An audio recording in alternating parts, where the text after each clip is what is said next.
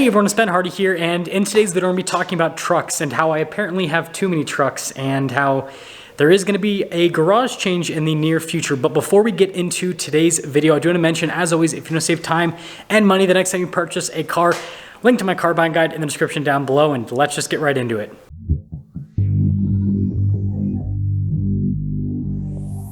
So if you guys aren't familiar with my channel, I happen to own a few vehicles currently. They're all crazy off-roaders because, well, I'm an off-road enthusiast. So the first one is my Jeep Wrangler Rubicon at 392, and well, this one is not really an issue apparently. So we're all good on that front. But the other two vehicles I own are a Gen 3 Ford Raptor and, well, the all-new Ram TRX. And so yes, I own a Jeep Wrangler, which is a very impractical off-road SUV, and I own two impractical off-road pickup trucks, and obviously I'm only one person, so I guess that's the start of the problem. So if you guys don't know, Elise and I are having a baby at the end of the year, and that means we have to have a practical mommy mall crawler. Now, this bright pink Jeep on the surface might look like it's a great vehicle, but the problem with the Jeep is, well, it's a 392, which doesn't get the best gas mileage, but you know, past that, it has the Extreme Recon package. So it has 35-inch tall tires from the factory, and it's lifted quite a bit. And so you guys can see, for me to get in, I kind of have to step up a little bit. Now, I'm quite a bit taller than Elise, and so it's even more difficult for her to get in and out of. And so you can imagine for a lady that is pregnant, I had to make the joke because it's a meme, then it's, you know, a little bit more difficult for her to get in and out of the Jeep. She said she loves driving this around. She absolutely loves it as a vehicle, but it's just a little bit challenging for her to get in and out of. And again, you can imagine once she gets a little bit larger, then yeah. And also imagine, you know, loading up a baby into that. Now, the Ford Raptor has 37-inch tall tires, and again, side steps, so you guys can imagine. Again, just imagine me being a cute little lady.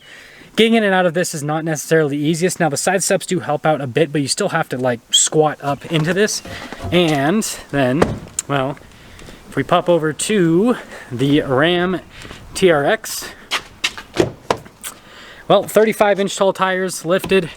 Same thing, I have to jump into it. And so none of my vehicles are exactly practical from a family perspective with getting in and out of them, especially, you know, being mega pregnant, I guess is what we'll call it once she is later along, and then also loading up a baby into the back. You guys can imagine with the TRX or the Raptor, for example, they're so high up off the ground, you're basically having to like overhead press a baby to get it into a car seat, which yeah, is just not going to be practical. Now, this is where a smaller sized SUV could definitely come into play. So I happen to have this Jeep Grand Cherokee Overland 4xe with the off-road group for the week, and this has air suspension, which I actually have it raised up right now, so I'm going to lower it down. Selected ride height not permitted. Maybe I have to close the door. There we go. Yeah, I had to have the door closed. So with air suspension, this can lower down pretty low. It also can raise up pretty high. So at the tallest setting, this has like 11.3 inches of ground clearance, which is still practical for, you know, all-season driving and for off-roading as well, which you guys know I'm a huge off-road enthusiast. So now I'm at the entry exit height, so I'm just going to shut it off. And you guys can see, like, literally, I almost have to, like, drop down into the car now. Like, I'm pretty much just going like straight across. So obviously that's a lot more practical from getting in and out of.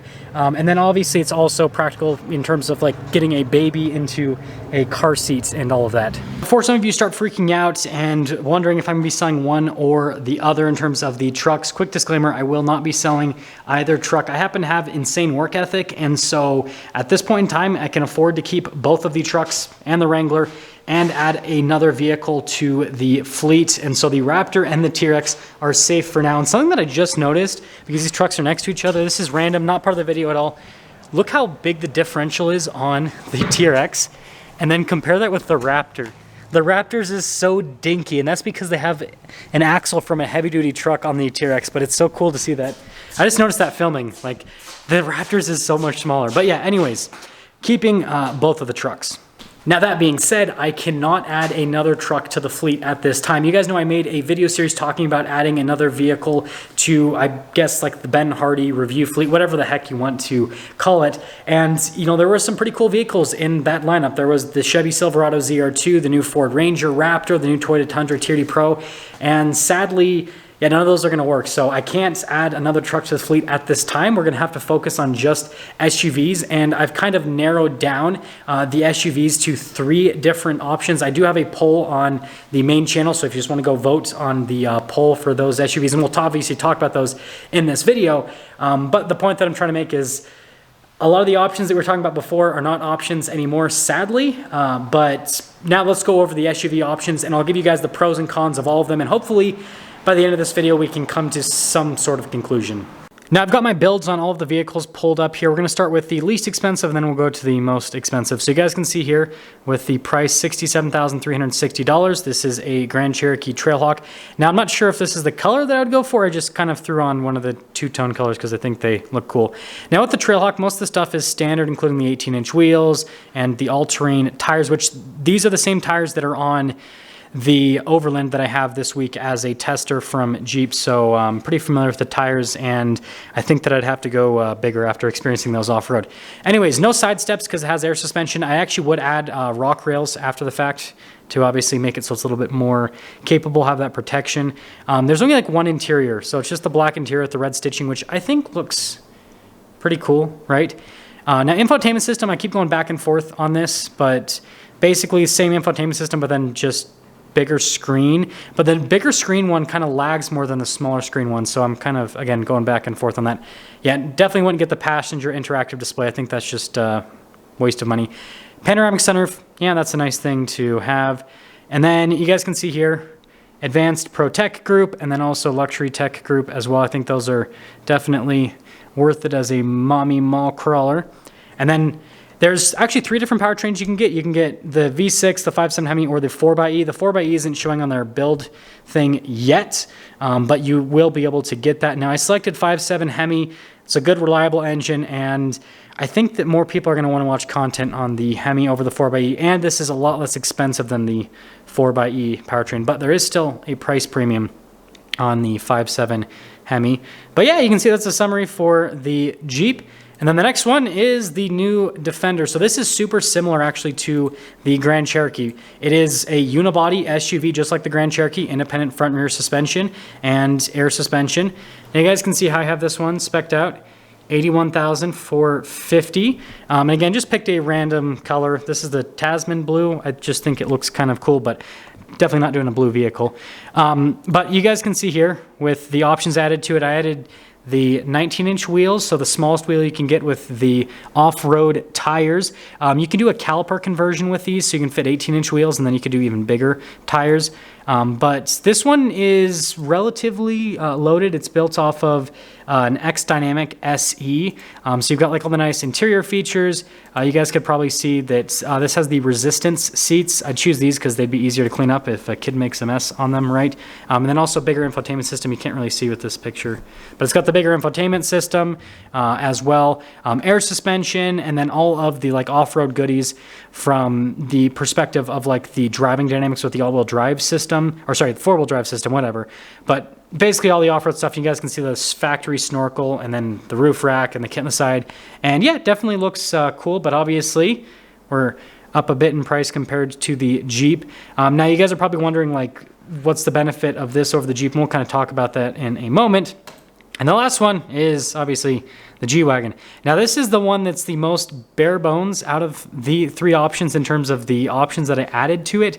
Basically all I did is I added 18-inch wheels, the smallest wheel you can get on the G-Class, and then this has like the more aggressive tires, but I would definitely do like 33s or something on it so that it, you know, have quite a bit of sidewall and off-road stuff, but basically just black.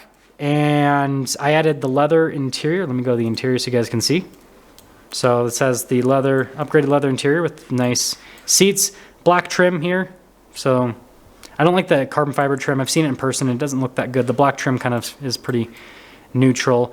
But yeah, I think heated steering wheel, and it's not a lot, so you guys can see total price on that one, $140. So definitely the most expensive by far. And now I guess we'll quickly get into the pros and cons of all of them.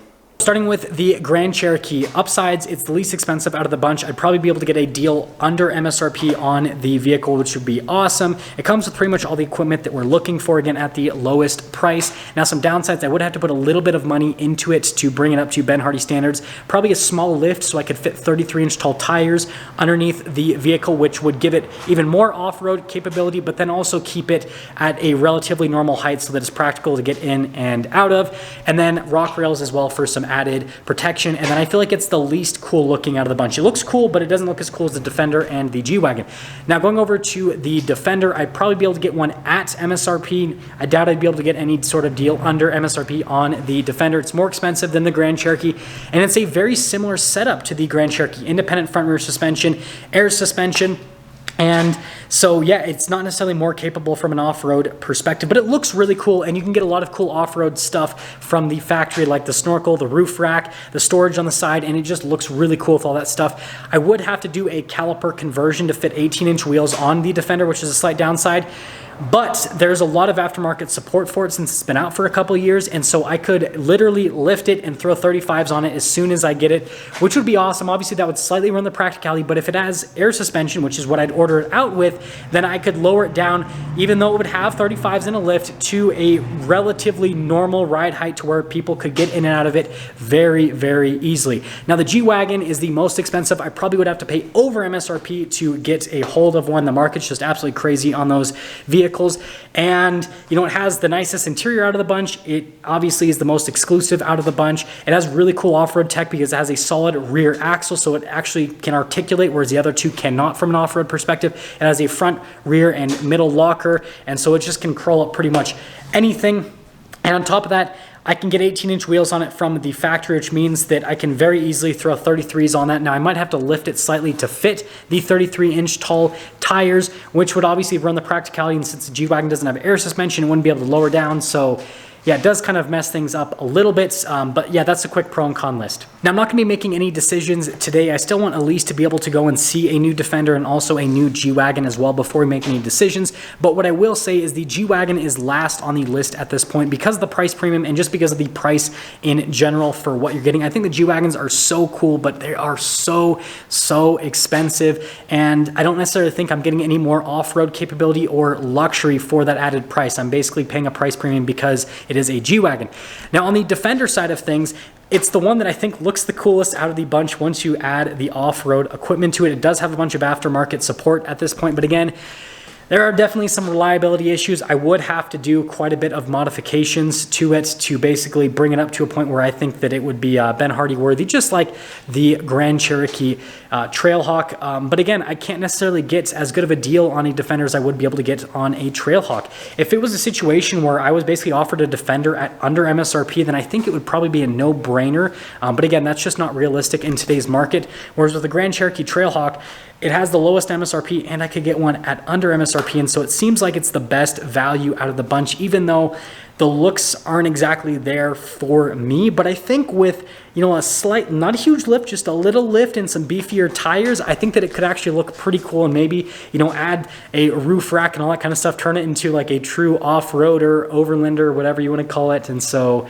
yeah, I'm interested to hear what you guys have to say. Again, go vote in those polls and comment down below your overall thoughts on which vehicle you think is the best route to go with. Now, that's going to sum things up for today's video, and if you aren't subscribed already, I'd recommend subscribing because I have some big updates for the Wrangler 392, as in there are several things that are already broken on the Jeep that I have to get handled. Now, this thing only has 500 miles on it. Yes, Ben Hardy luck is in full swing, and so yeah, I'd recommend subscribing, and I'll see all of you guys in the next video.